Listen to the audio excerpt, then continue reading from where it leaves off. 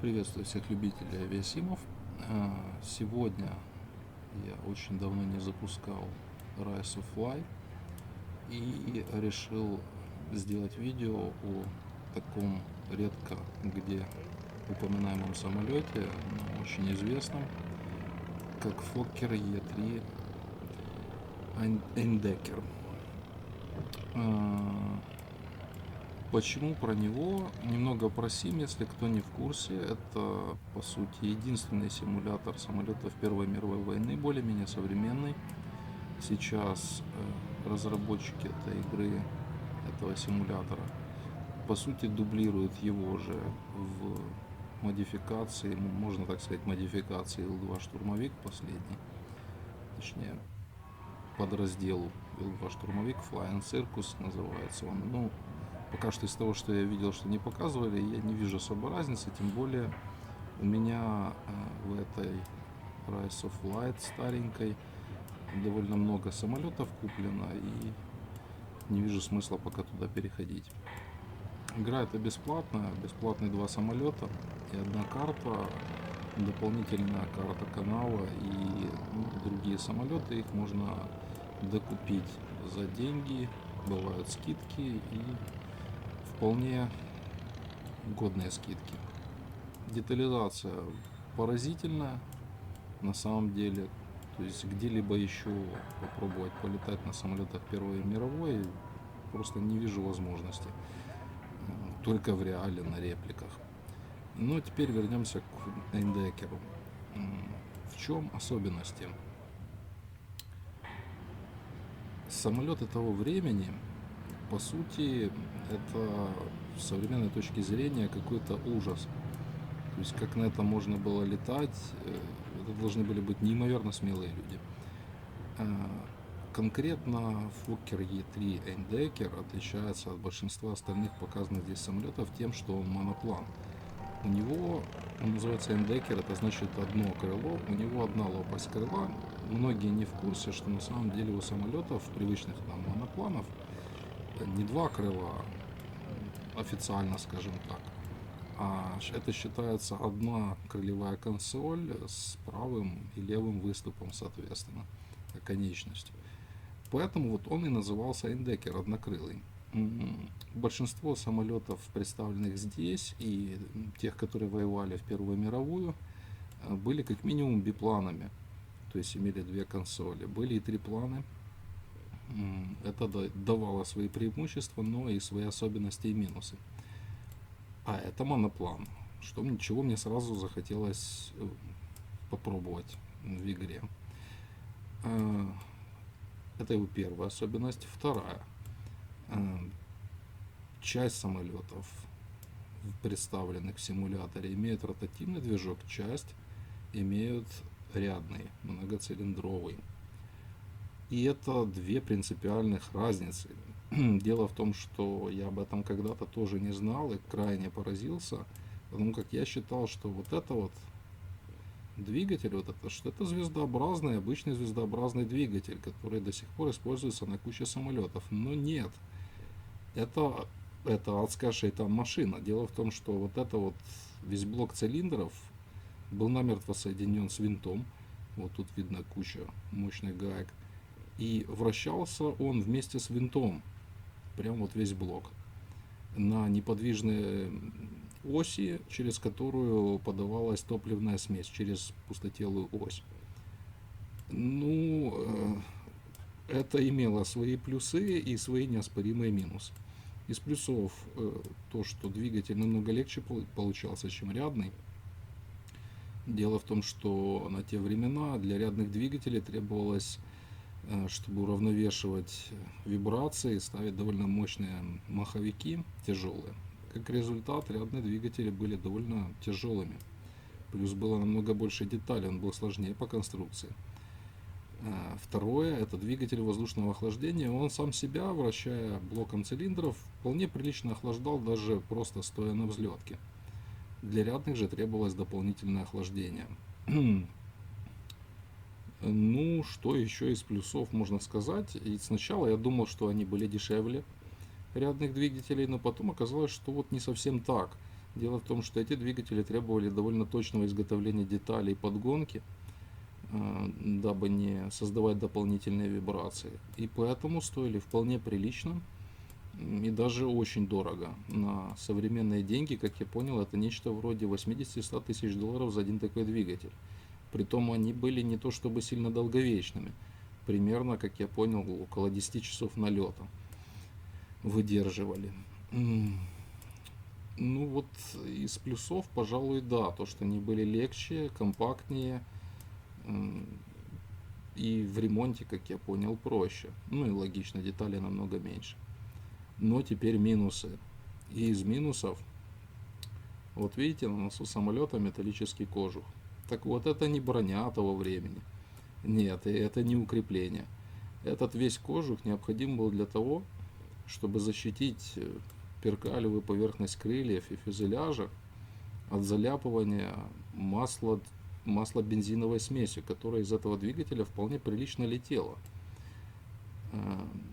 Поскольку топливо подавалось постоянно, двигатель вращался, не все выгорало, и вот эта вся дрянь летела вокруг. Соответственно, тут это изображено немного, вот видно, тут грязь внизу, и вот под крыльями потеки. Но я подозреваю, что в реале тут просто все было засрано, вот вообще ужасно. Поэтому, дабы это все не полыхнуло радостно, носовую часть прикрывали вот таким вот металлическим кожухом, именно вот для защиты от раскаленного топлива. Первая радость. Вторая радость. Двигатель создавал довольно сильный крутящий момент, в результате чего, во-первых, самолет постоянно несло в одну сторону, это приходилось весь полет компенсировать. А во-вторых, в одну сторону самолет легко поворачивал, в сторону вращения винта, а вот в другую очень плохо. И даже опытные пилоты предпочитали развернуться в ту сторону, в которую легко крутится самолет. То есть, не помню, куда именно этот крутится. Так, тут, судя по тому, как стоят винты, крутится влево. Ну, получается, влево он должен хорошо поворачивать, а вправо очень плохо. Так вот, если бы нам хотелось развернуться вправо, нам куда быстрее было бы повернуться через лево, вот так вот.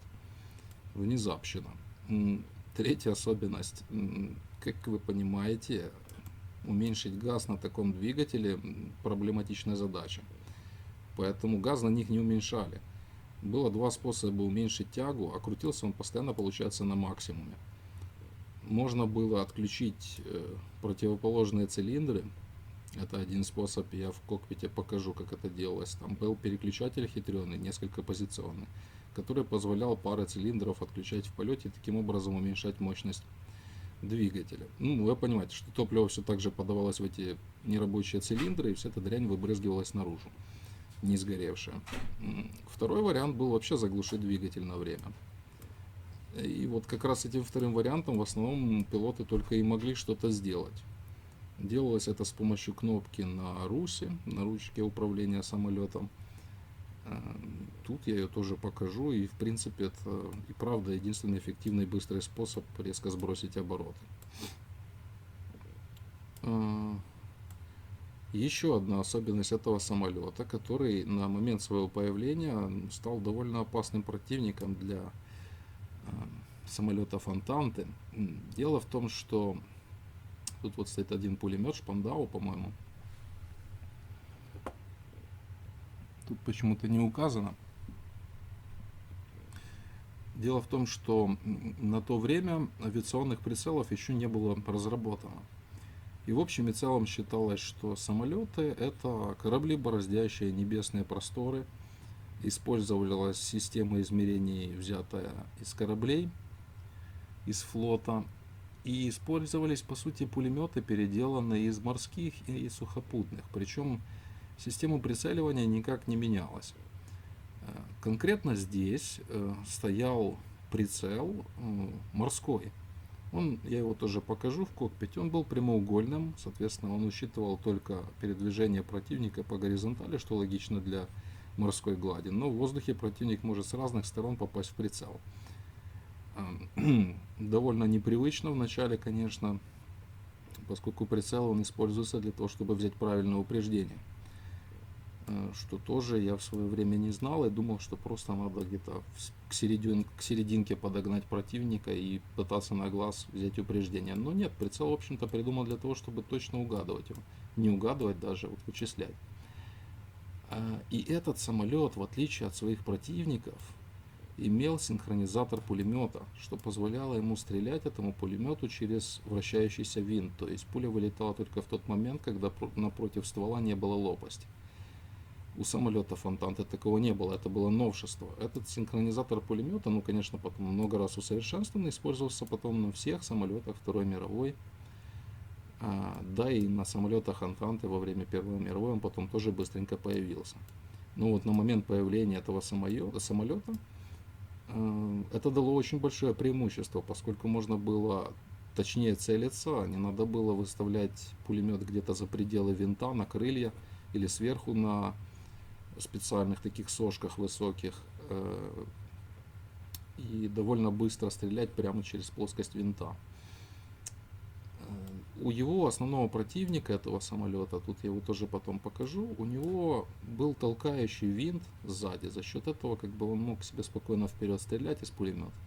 Пулемет там был, по-моему, мне показалось, что это какая-то сухопутная вариация облегченная, с тоже таким совершенно привычным вертикальным прямоугольным прицелом, для сухопутной войны привычным. В полете, конечно, тоже странно смотрящимся.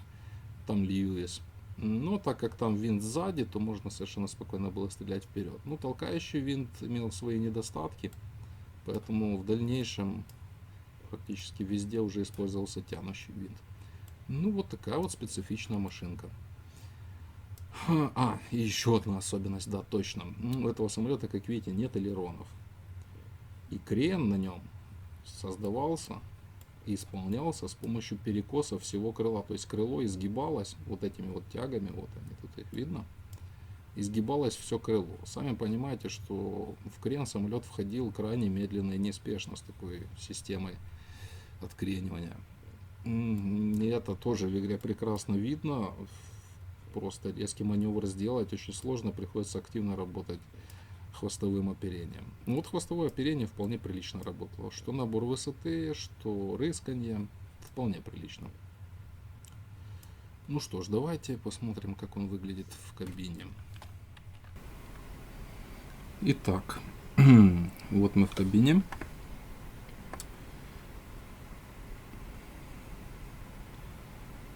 Вот, обращаю внимание на вот это колесико. Через него передаются тяги на крен. Выглядит это вот так. Ну, сами видите, не очень сильно отклоняются крылья. Что у нас тут есть? Вот это счетчик боеприпасов. Не на всех самолетах он был, так что однозначно хай-теч для того года. Это, насколько я помню, 1915 год.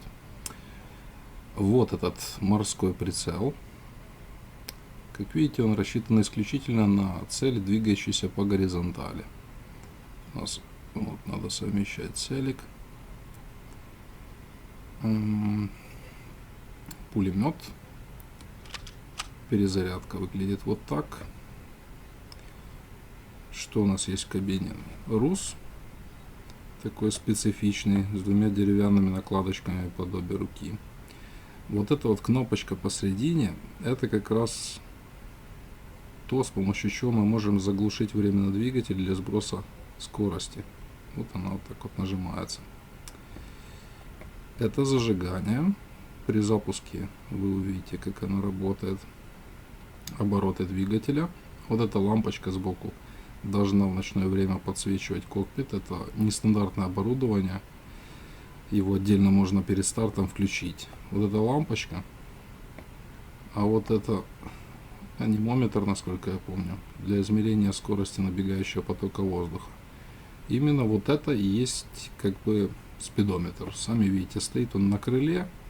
Специально вынесен так, чтобы поток от винта не влиял на его показания. Ну, в полете понятно, что довольно проблемно высматривать, что он там показывает.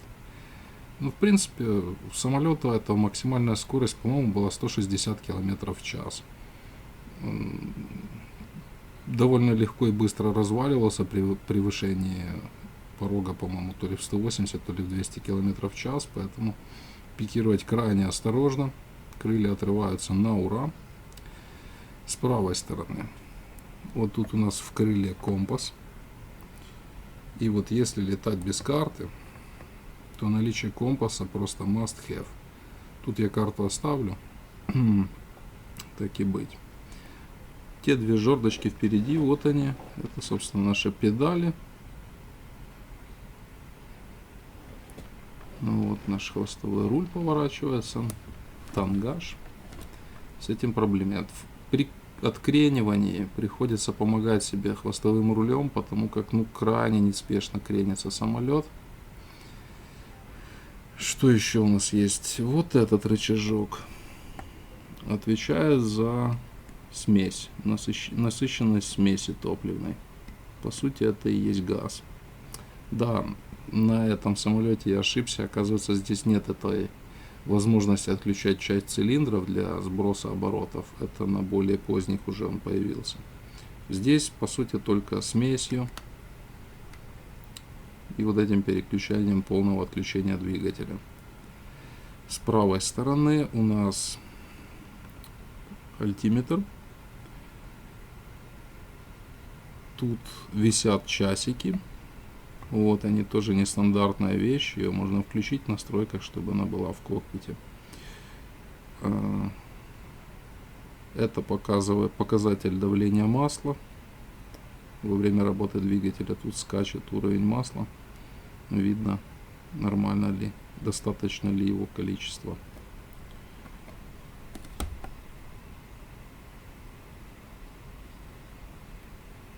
Вот это манометр, но не помню чего, по идее тоже масло. Ну да, вон он подключен, кажется, сюда, да.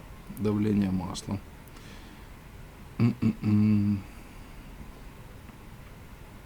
Что вот это, я уже не помню. Это переключение на бензобаки. Тут, насколько я помню, было их два.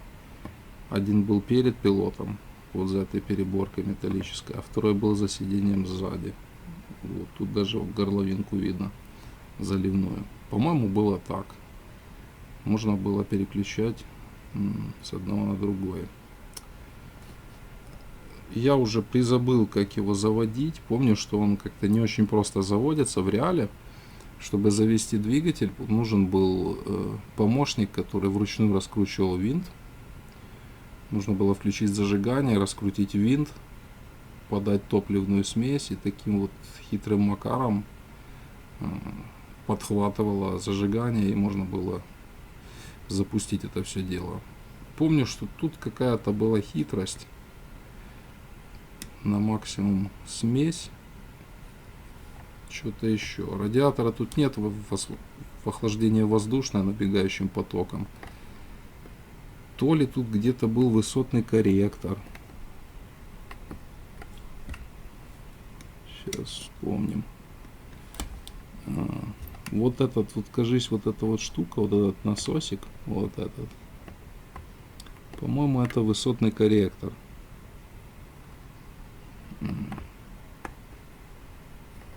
Значит, он не реагирует на мои настройки высотного корректора. Ну, попробуем. Итак. Запуск.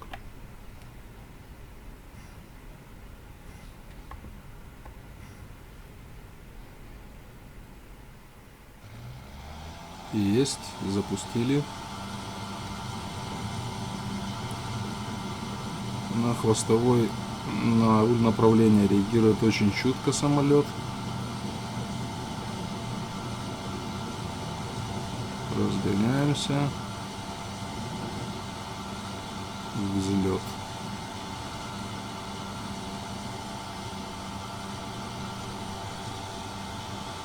Ну, вот смотрите, что будет, если я уменьшу смесь.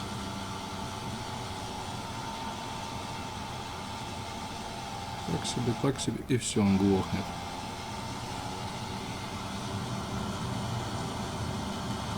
Как видите, обороты падают, конечно, от смеси.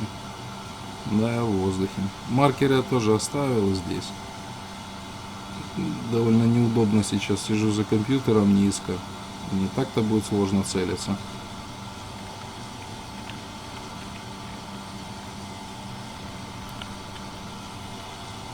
А, еще и приборы внизу оставил. Подождите. Приборы эти мне не нужны. Выключу их. Так.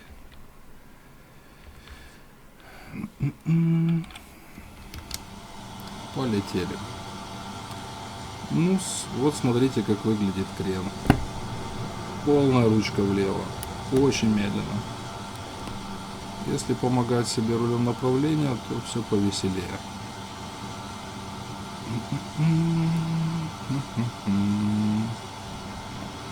Что мы видим? Вот что божественно в Rise of Light, это звуки набегающего потока воздуха. Достаточно из кабины выглянуть. Все, в ушах гудит ветер.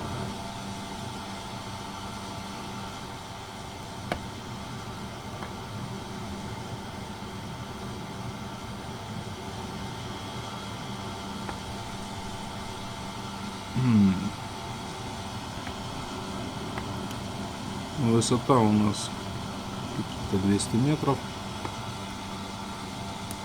Наберу чуть выше. Там над городом это тестовая миссия. Там над городом нам встретится противник. Но, по-моему, кстати, тут он выбирается не сообразно моей машине, а некий стандартизированный. Поэтому противник тут будет заведомо круче нашего самолета. Попробую набрать высоту перед встречей с ним. Скорость набора высоты этого самолета, если не ошибаюсь, 300 метров в минуту. Ну, в общем, сами понимаете, крайне все это медленно. Причем топлива, по-моему, хватало то ли на час, то ли на полтора полета. То есть набрать приличную высоту, это надо было затратить довольно много времени.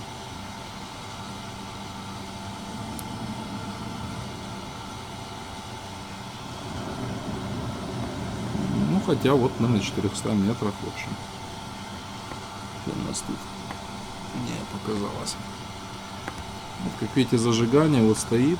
По-моему, тут, видите, их два. Видимо, было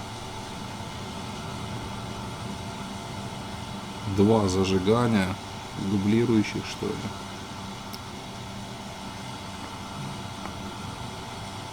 Да, целиться мне будет напряжно, с тем, что я низко сижу.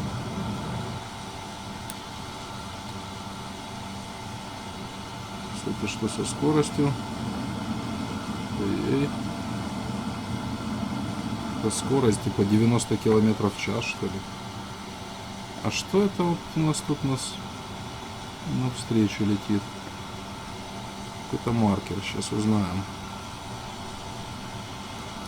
Перезарядимся на всякий случай.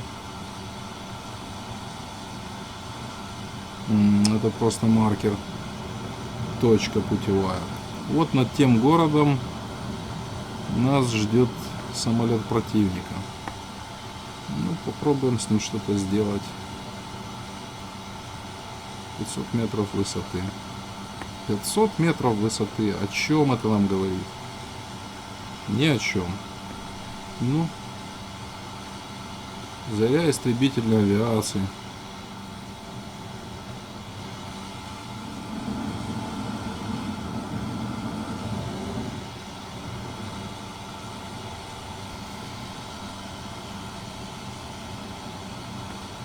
Медленно. Ну, хоть альтиметр есть. Конечно, вот отсутствие нормального спидометра как-то вымораживает. Как за оборотами-то следить. У нас имеется 100 км в час, насколько я понимаю. Не максималка. Да, вот как выглядит отключение зажигания. Как видите. Если сильно долго ждать, то винт замедлит вращение и завестись не получится. Придется садиться с остановившимся двигателем. И в реале завести его без помощи потом того, кто раскручивает винт, ну, вообще невозможно. Что у нас здесь? Это просто маркер. А противник нас встретит тут над городом. Попробуем смесь объединить. о состоянии двигателя, как бы за неимением нормального количества приборов, в основном следили по выхлопу, по цвету выхлопа. Если цвет стал белым, то, насколько я помню, переохлажден двигатель.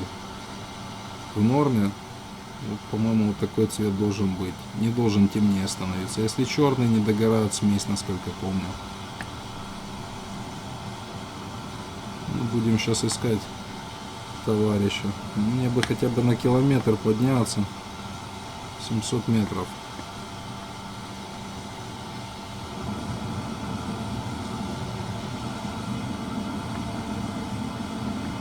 Все тех же жалких 100 километров в час. Но ведь мы можем до 140, я помню. Мы можем. Да, почти километр. Кстати, что у нас со смесью? Тут двигатель уже по-другому работает. Оставим.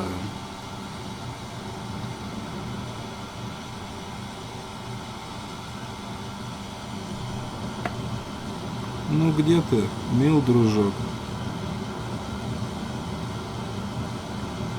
Маркером, по идее, здесь покажет. Что совершенно нереалистично, но что ж делать. Крылья не слабо вид вниз перекрывают, конечно. Только не говорите, что мне придется спуститься к нему. Тут же ж будет какой-нибудь гад, куда короче меня.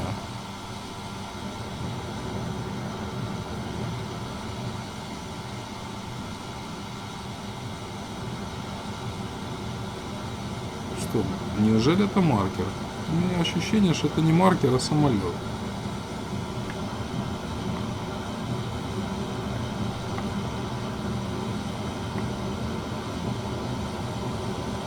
Да нет, походу просто маркер.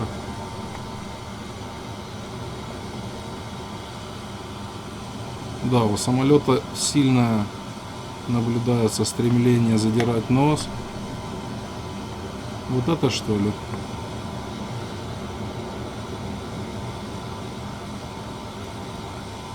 Приберу чутка газа. Вот, да, обороты. По-моему, смертельные обороты это выше 14, 1400. Там после 1400 уже будут проблемки. Хотя вот особенность ротативных движков, они не очень чувствительны были к перекруту, в отличие от рядных поршневых.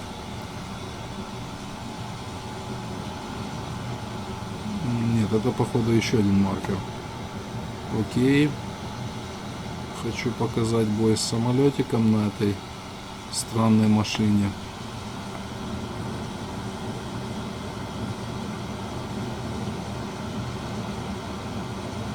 Они такие хотят, чтобы я опустился пониже. Да, вот это удобно, что тут можно таки менять тягу, обороты точнее, путем регуляции смеси. На драйдекере DR1 там именно что цилиндры отключались, точно помню. А, вот он. Вот он, гаденыш. У нас высота выше километра.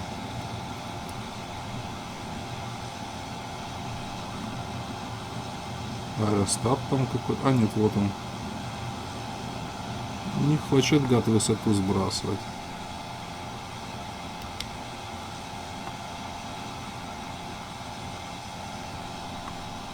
Офигенно. Soffish Dolphin.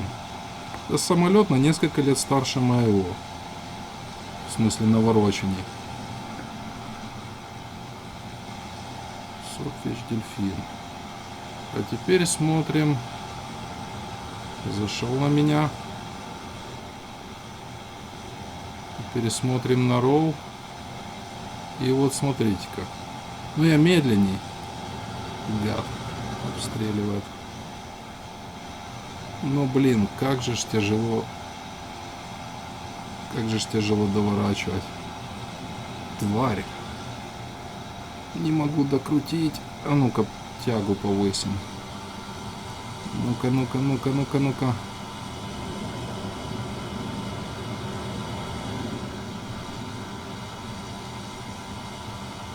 Все, гаденыш. Это еще не все. Очень, очень крутится неспешно. Ну вот теперь все.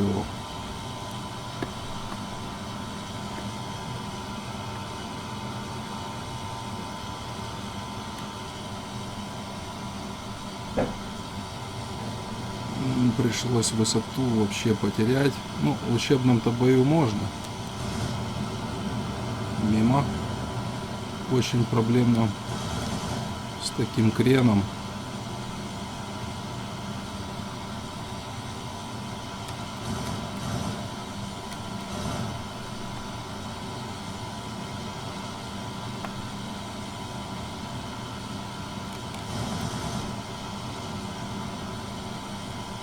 Сократить бы дистанцию. Да, что-то ему повредил. Как-то он неустойчиво идет.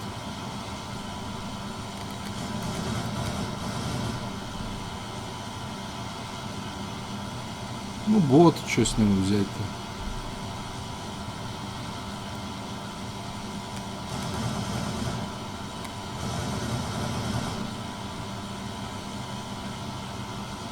Я ему элероны, кажется, повредил. А, у него крыло побито. Почти оторвалось. Нижнее правое.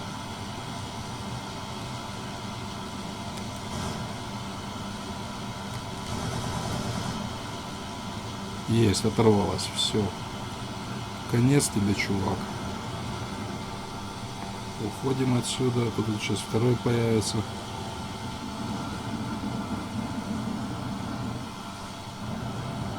Где ты?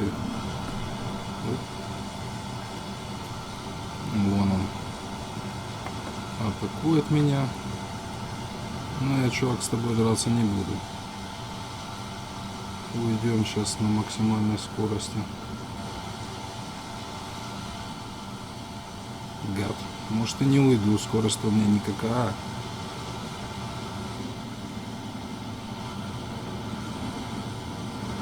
Скотина. Уйти будет тяжело.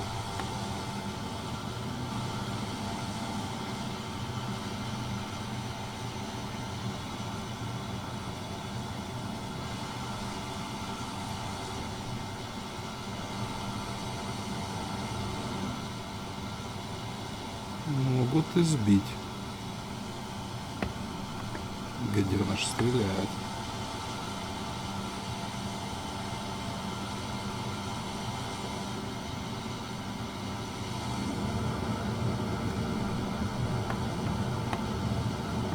Гад не отстает.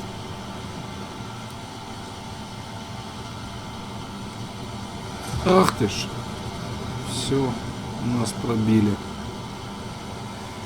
Ну и получается, уйти на этом самолете крайне проблемно. Ну, тем более тут в противнике у нас намного более скоростной и современный самолет.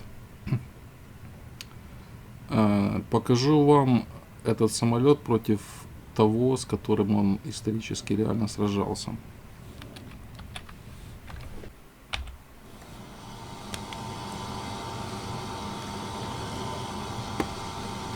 Так, видим противника.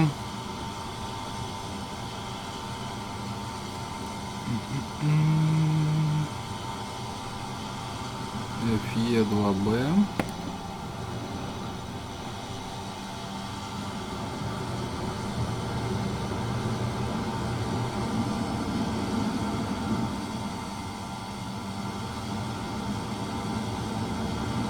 Ну вот тут совсем другая маневренность у противника, конечно. Это самолет с толкающим винтом.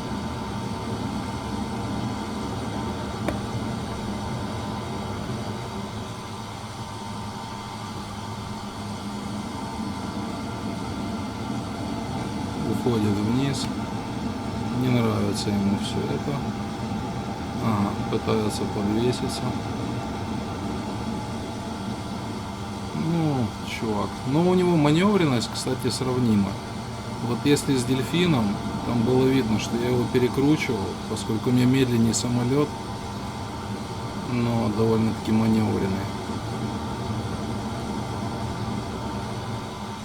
то этот товарищ... Так.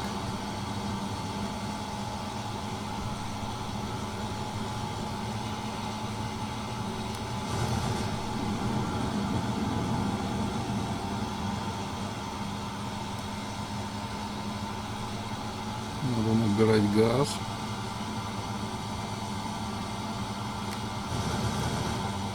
Все, двигатель побит.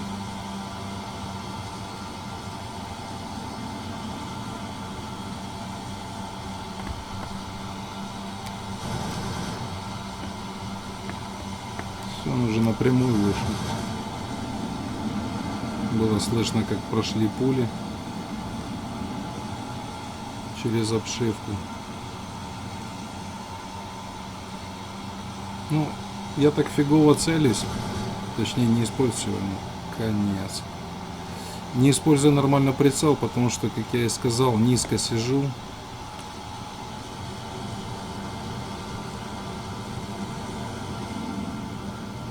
Есть. Но это был бот, причем, по-моему, неопытный. Тут сейчас еще один прилетит. Собственно, вот. Но я вам хочу показать еще другое. Airco de Havilland 2, вот он.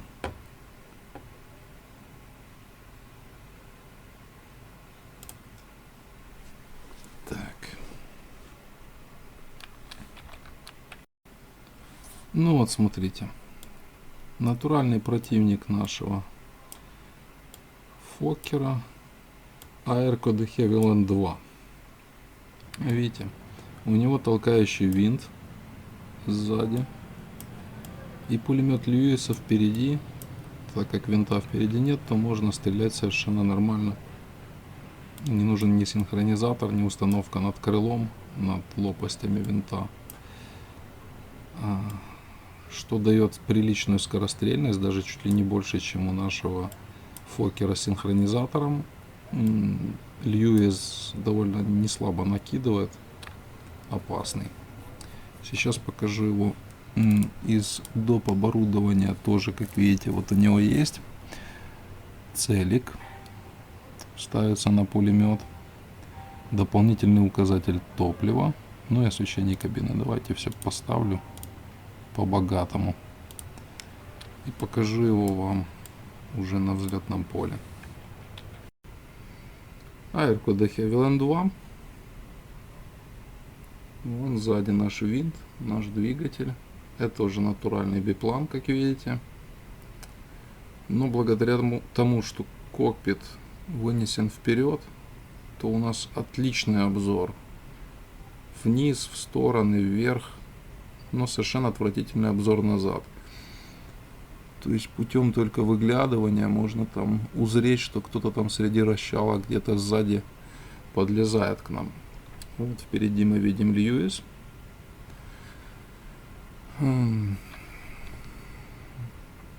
Вот наш установленный дополнительный целик.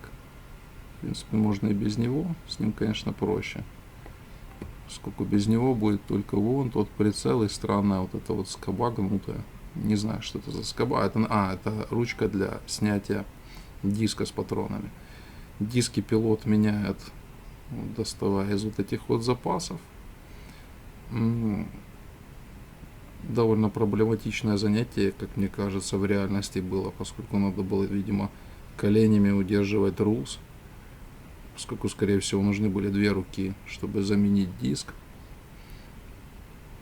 Но вряд ли одной рукой это можно сделать. Вот такой Льюис. Что мы видим? Приборов побольше, чем у нашего Фоккера. Скорость, спидометр прямо здесь, удобно. Высота и куда получше альтиметр. Внезапно зенит. Так, это часы, это обороты. Ну, отлично, в общем, все основное есть. Все основное есть, кроме компаса. Вот у нас компас. Ну, компас не настолько удобен, север не отмечен, красным. Какой-то загадочной звездочкой отмечен. Но все-таки он есть. Он прямо в кабине, не на крыле, как у Фокера. Хотя на крыле вполне, кстати, удобно было. Что я могу сказать? Вот наш руль направления. Да, не руль направления. Ой, на педали становлюсь. Вот руль направления приличной площади, скорее всего, хорошо рыскаем. Тангаж. Тангаж. Ну, тоже, скорее всего, при такой площади рулей будет неплохо. И нормальные элероны. 4. Скорее всего, крениться будет тоже отлично. Что мы еще видим? Вот на Русе точно такая же кнопочка для глушения двигателя. То есть двигатель здесь точно такой же ротативный, как и на противнике Фокере. Ага, а вот это вот смесь. Вот эта крутилочка отвечает за смесь. Это минимум, это максимум. Не очень наглядно. Там, наверное, какие-то метки должны быть. Есть они там или нет, не знаю. Тут не видно. Что еще? Вот это у нас что? Вот этот рычаг. Это что?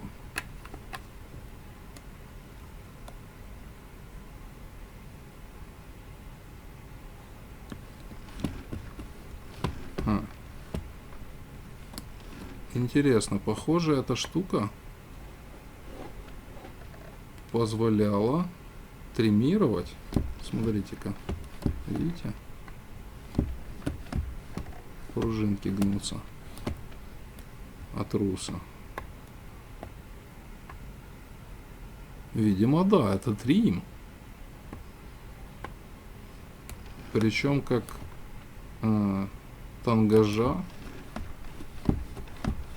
так и крена в некоторых пределах. Но, видимо, все же больше на тангаж. Да, это трим тангажа. Круто. Хай-теч. На Фокере такое отсутствует. Это что? Ручка за что-то отвечающая, но я не скажу за что.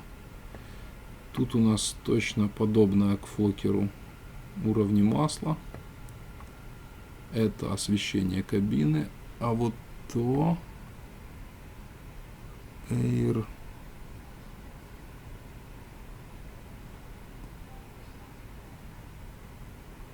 Чего Air?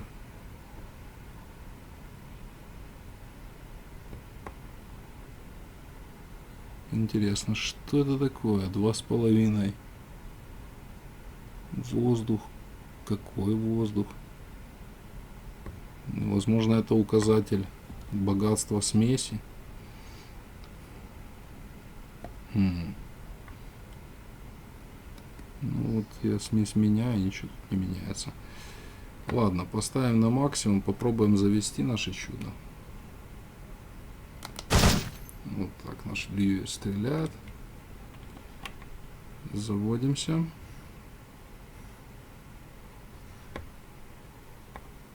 Да, ротативный движок, он, как видите, весь блок цилиндров. Так, смотрим.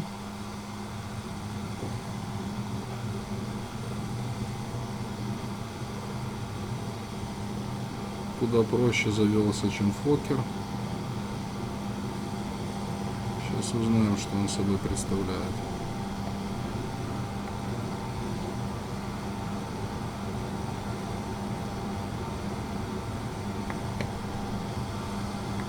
Все, мы уже и взлетели. Пока я там пялился на воздушную скорость, мы уже взлетели. Ну, скорость сравнима с Фокером. Неудивительно, что он выбран как противник.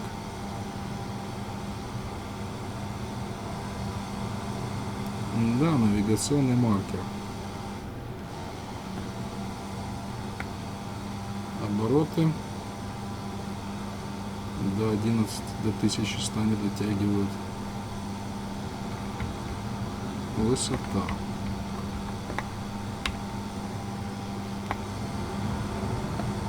Чем у нас высота измеряется? Неужели в футах каких-нибудь?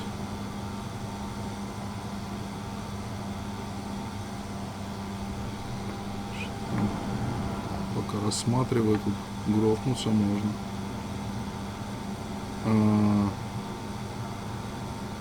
Я не поверю, что я на километр поднялся так быстро. Нет. Это, видимо...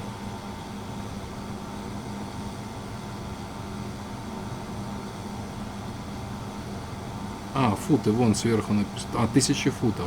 1000 футов это примерно 350 метров. Ну, в общем, к футам я, конечно, слабо привычен. Ну, 300. Да, обзор, конечно, назад.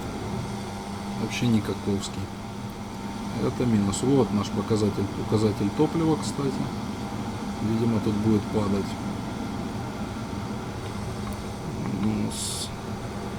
Попробуем, что мы в крене. О, вот это крен, вот это я понимаю.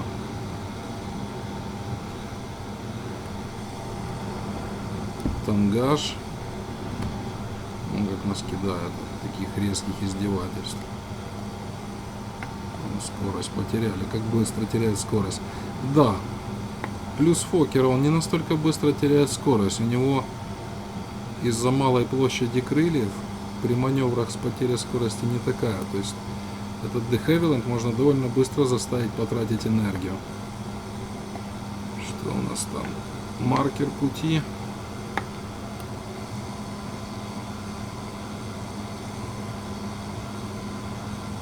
Тут где-то аэростаты были.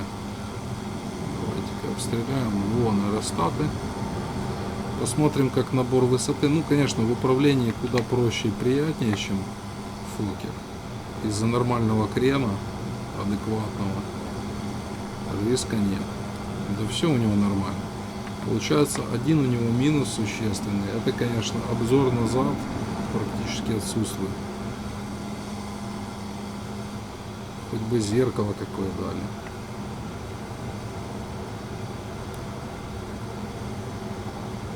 Еще особенность. Вот, кстати, не помню, нет, это не у этих, это у обычных неротативных двигателей. У них можно отследить неправильную смесь по дрожанию стрелки оборотов. Вот я уменьшаю смесь, но тут нет, тут все плавненько. А вот там, если уменьшить слишком... О, тут даже есть кренометр. Ух ты, вот это я понимаю, забота о людях. Вот, если там уменьшаешь слишком смесь, обедняешь, то начинает дрожать стрелка оборотов, и поэтому можно понять приблизительно, какую надо выставить смесь. Так, ну, до них там, они не так и далеко. Но вот, кстати, они могут успеть опустить аэростат. Это аэростаты разведки, это не противовоздушные аэростаты. Важной целью авиации было сбивать этих ребят, и сбить их довольно сложно, как ни странно. То есть в них надо всадить довольно прилично пуль. А их, конечно, наземная команда пытается опустить вниз. Там еще и, по-моему, зенитки внизу должны быть, которые их прикрывают от таких ребят, как я. В них, конечно, сложно промахнуться. Они большие, медленные, но надо очень метко в одну точку, стараясь высадить прилично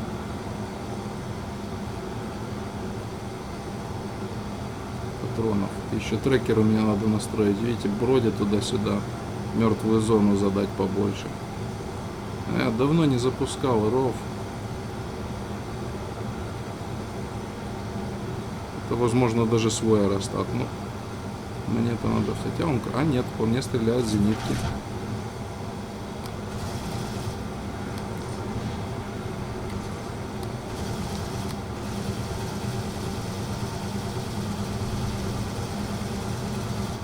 Вырезаться в него тоже не рекомендую.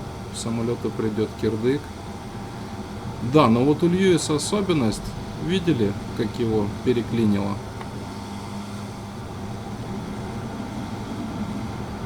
Часто клинит.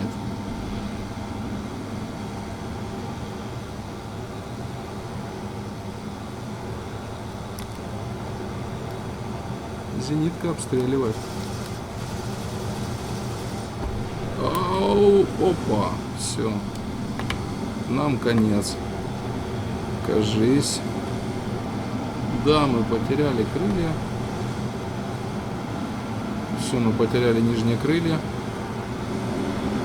Ужасно, ужасно. И опять заканчивается полет гибелью. Но мое дело было показать эти самолеты. Довольно жутко воевать, честно скажу.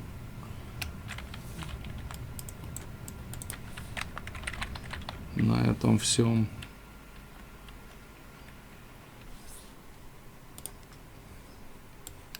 Ну что ж, друзья, я хотел рассказать о этих чуть ли не самых первых боевых самолетах, истребителях Первой мировой войны, необычных, страшно опасных для самого пилота и очень странных для современного человека. Спасибо за внимание. Если что-то интересное в РОФе найду, то сниму обязательно, чтобы показать какой-нибудь исторический вылет или там компанию. Давно не играл, стоило бы, конечно, вернуться, вспомнить навыки управления. Все, спасибо за внимание, всем пока.